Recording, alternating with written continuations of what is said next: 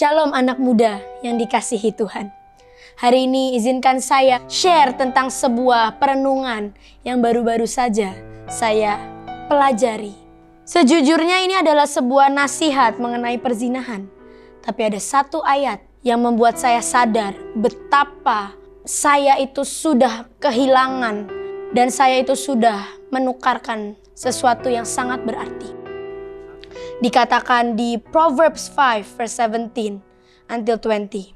Why would you trade enduring intimacies for cheap thrills with a whore?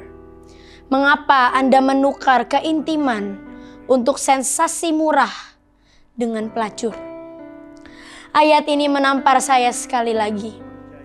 Enduring intimacies bicara tentang sebuah perjalanan. Bicara tentang sebuah perjalanan cinta, perjalanan hubungan, perjalanan iman dengan Tuhan. Dan cheap thrills itu bicara soal enjoyable only for a short period of time. Cheap thrills bicara tentang sesuatu yang menyenangkan dan kesannya memuaskan, tapi itu tidak akan pernah bisa sesungguhnya memuaskan kita. Dan itu hanya bersifat sementara. Ada sangat banyak macam keintiman yang saya pelajari. Yang pertama adalah emotional intimacy atau keintiman emosi. Ini adalah di mana saat kita itu bisa berbagi cerita. Kita bisa sharing tentang apa yang kita sedang alami hari-hari ini. Menceritakan isi hati kita kepada orang-orang tertentu. Dan yang kedua adalah intellectual intimacy. Ini adalah di mana kita bisa menggali firman bersama Tuhan. Ini di mana kita bisa mendapatkan pewahyuan, mendapatkan rema-rema yang baru. Dan ini adalah di mana Tuhan menceritakan kebenaran dan menceritakan hikmat-Nya kepada setiap kita. Dan yang ketiga adalah physical intimacy.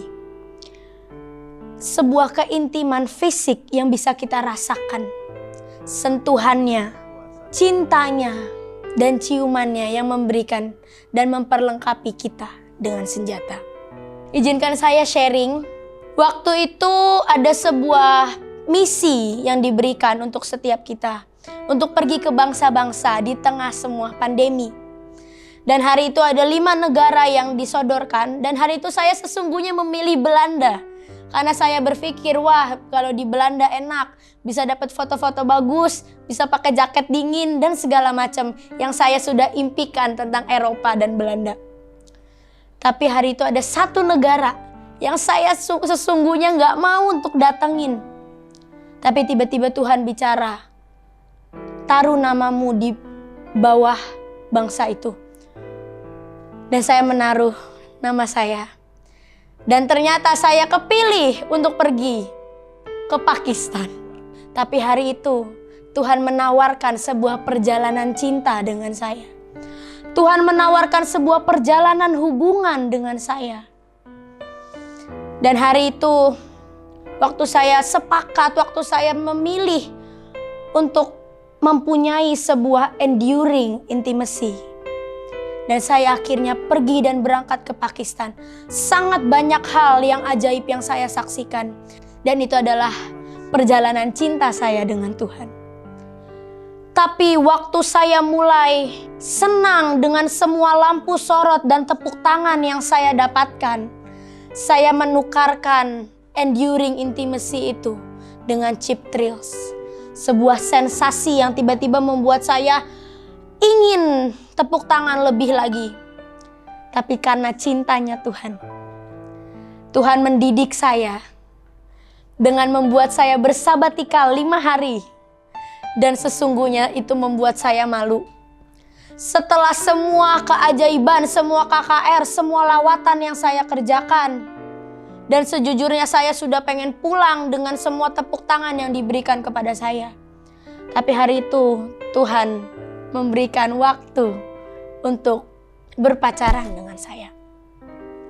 Dan itu adalah sebuah pelajaran yang membuat saya mengerti bahwa perjalanan hubungan dengan Tuhan itu jauh lebih berharga dan memuaskan daripada chip thrills, semua lampu sorot dan tepuk tangan. Hari ini, apa yang menjadi chip thrills kita? Mungkin itu bisa ketakutan kita, itu bisa kebekuan kita, itu bisa kenyamanan kita. Tapi sekali lagi, di tengah sebuah pandemi, di tengah sebuah masalah, Tuhan menawarkan, mau gak berjalan dengan iman bersama aku? Dan engkau meninggalkan semua chip thrills ketakutanmu. Dan berjalan karena sebuah hubungan iman bersama dengan Tuhan. Dan itu akan membuat kita sesungguhnya sangat-sangat intim dengan Tuhan di saat dunia mencoba untuk menjauhkan kita.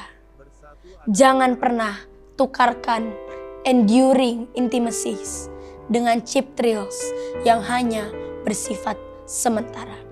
Terima kasih, Tuhan Yesus memberkati.